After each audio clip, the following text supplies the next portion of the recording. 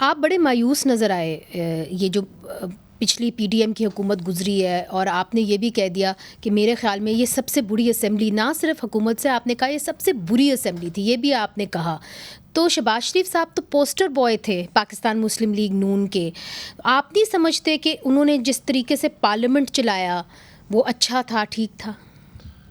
نہیں دیکھیں، میں نے حکومت کی بات نہیں کی، میں نے اسمبلی کی بات اسمبلی کی بات کی. جی اس اسمبلی میں 3 سال 8 مہینے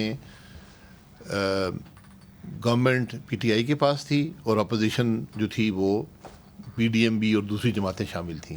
پھر پاکستانی تاریخ پہلی دفعہ یہ الٹ گیا، اور جو اپوزیشن تھی انکلوڈنگ پی ڈی ایم وہ کولیشن گورنمنٹ بن گئی، اور جو حکومت تھی وہ اپوزیشن بن گئی.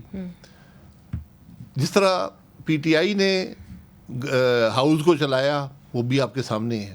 گالی گلوچ معمول بن گیا، کوئی عوام کی بات وہاں کبھی نہیں ہوئی، نہ ملک کے مسائل کی بات ہو سکی، نہ اپوزیشن کو بولنے کا موقع دیا گیا. اس کے بعد جب دوسری حکومت آ گئی پی ڈی ایم کی اور کولیشن گورنمنٹ جو بن گئی، تو اپوزیشن گھر سے وہ آئی نہیں، اسمبلی کے اندر آئی نہیں، بیٹھے نہیں. ان کا ذمہ داری تھی کہ آ کے بیٹھتے، وہ نہیں بیٹھے.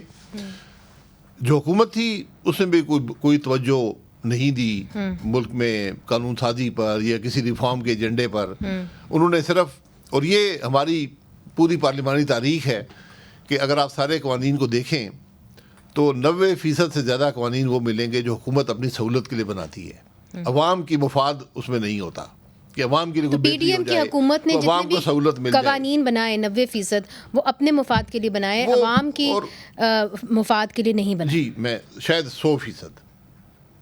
عمران خان گورنمنٹ دیکھ لیں، اس نے بھی یہی کیا، یہاں بھی یہی ہوا. قوانین نکال کے دیکھ لیں نا. اور پھر سونے پر سہاگا یہ تھا کہ آخری جو 15 دن میں لیجسلیشن ہوئی ہے وہ تاریخی تعداد میں وہاں بلز آئے، اور کسی نے پڑھے نہیں ہوئے تھے. یونیورسٹیاں بنی پاکستان کی تاریخ میں، تو یونیورسٹیاں نہیں بنی جو 15 دن میں بن گئی. اس کے پیچھے کون تھا کہ جی یونیورسٹیز پرائیویٹ میں؟ اس کے پیچھے پیسہ تھا اور کچھ نہیں تھا.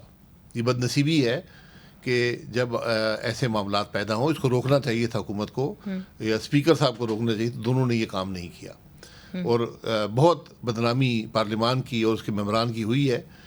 فائدہ تو اٹھانے والے چند لوگ تھے. اسی طرح بہت سے کنٹروورشل بلز پاس ہو گئے جو جن کے اثرات بہت عرصہ رہیں گے، پھر آپ کو تبدیل کرنے پڑیں گے. آپ کو کیا لگتا ہے کون سے سب سے کنٹروورشل بلز تھے؟ بیکاز آپ تو کافی پارلیمنٹ میں کئی عرصے میڈیا کے حوالے سے بل پاس ہوئے، کچھ بات کرنے پہ، فریڈم جو ہیومن رائٹس کی بات ہوئی، فریڈم آف ایکسپریشن کی بات ہوئی. آفیشیل سیکریٹس ایکٹ کے اوپر آپ کہیں گے کہ وہ جو ترمیم ہوئی، جو بھی باتیں تھیں اس پر ڈیبیٹ ہونی چاہیے تھی.